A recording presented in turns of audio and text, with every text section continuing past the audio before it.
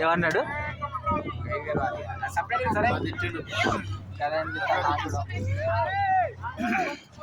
లక్షలు మీ పోట్లు ట్రిప్ అయ్యేలా.